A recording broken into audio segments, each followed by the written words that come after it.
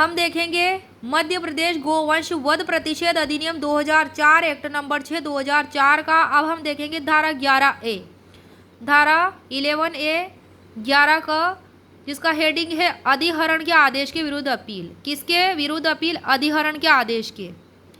उपधारा ए क्या कहती है कि धारा 11 की उपधारा 5 के अधीन अधिहरण के किसी आदेश से व्यथित कोई व्यक्ति आदेश किए जाने की तारीख से 30 दिन के भीतर, कितने दिन के भीतर? 30 दिन के भीतर, या यदि ऐसे आदेश के तथ्यों की संसूचना उसे नहीं दी गई हो तो ऐसे आदेश की जानकारी होने की तारीख से 30 दिन के भीतर संभागीय आयुक्त को लिखित में, किसको? संभागीय आयुक्त को लिखित में अधिहरण के आदेश की प्रमाणित प्रति सहित उसके साथ ऐसी फीस दी जाएगी जो ऐसी रीति में देय होगी जैसा कि विहित किया जाए अपील कर सकेगा। तो अपील किसको कर सकेगा? संभागीय आयुक्त को। स्पष्टीकरण है इस उपधारा का कि इस उपधारा में निर्दिष्ट 30 दिन की कालावधि की संगणना करने में वह समय अपवर्जित कर दिया जाएगा, मतलब एक्सक्लूडेड कर दिया जाएगा, जो अधिहरण के आदेश की प्रमाणित प्रति अभी प्राप्त करने के लिए अपेक्षित रहा हो। धारा 11A की उपधारा 2 उपधारा 1 में निर्दिष्ट किया गया अपील प्राधिकारी अपील का ज्ञापन प्रस्तुत किए जाने पर अभिहरण करने वाले अधिकारी और किसी अन्य व्यक्ति को जिस पर कि अपील प्राधिकारी की राय में अधिहरण के आदेश के प्रतिकूल प्रभाव पड़ने की संभावना है। कैसी संभावना है? अधिहरण के आदेश के प्रतिकूल प्रभाव पड़ने की। अपील की सुनवाई की सूचना देगा और मामले के अभिलेख मंगाएगा। कौन? अपील प्राधिकारी।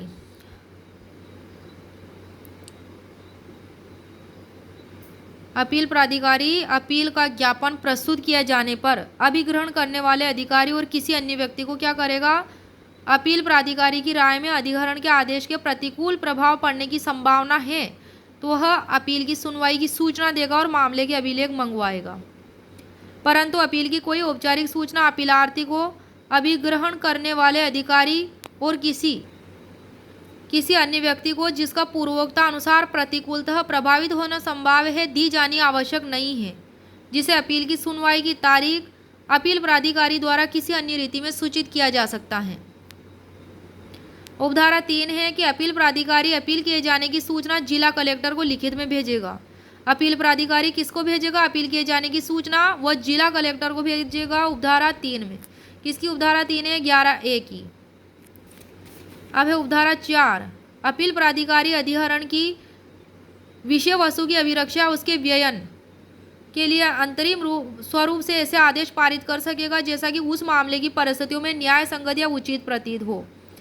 उपधारा 5, अपील प्राधिकारी मामले की प्रकृति या उसमें अंतर्ग्रस्त जटिलताओं को ध्यान में रखते हुए अपील के पक्षकारों को उनका प्रतिनिधित्व उनके अपने विधि व्यवसायियों द्वारा किए जाने की अनुज्ञा दे सकेगा।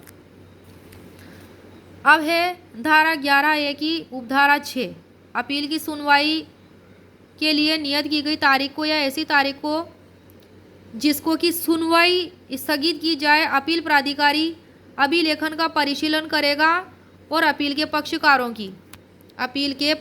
की यदि वे स्वयं उपस्थित हो तो व्यक्तिगत रूप से या लिखित में सम्यक रूप से प्राधिकृत किए गए किसी अभिकर्ता के मार्फत या किसी विधि व्यवसायी के मार्फत सुनवाई करेगा और उसके पश्चात अधिहरण के आदेश की पुष्टि करने, उसे उलटने या उसे उपांतरित करने का आदेश पारित करने के लिए अग्रसर होगा। परंतु कोई अंतिम आदेश पारित करने के पूर्व यदि अपील के उचित विनिश्चय के लिए यह आवश्यक समझा जाए जो अपील प्राधिकारी अतिरिक्त जांच या तो स्वयं कर सकेगा या जिला कलेक्टर से करवा सकेगा और किसी ऐसे तथ्य का जो विचारार्थ उद्भूत हो प्रख्यात या खंडन करने के लिए पक्षकारों को शपथ पत्र फाइल करने के लिए भी अनुज्ञात कर सकेगा और तथ्यों के सबूत शपथ पत्र द्वारा दिए जाने की अनुज्ञा दे सकेगा। उपधारा 7 में अपील प्राधिकारी पारिणामिक स्वरूप के ऐसे आदेश भी पारित कर सकेगा जैसा कि वह आवश्यक समझे।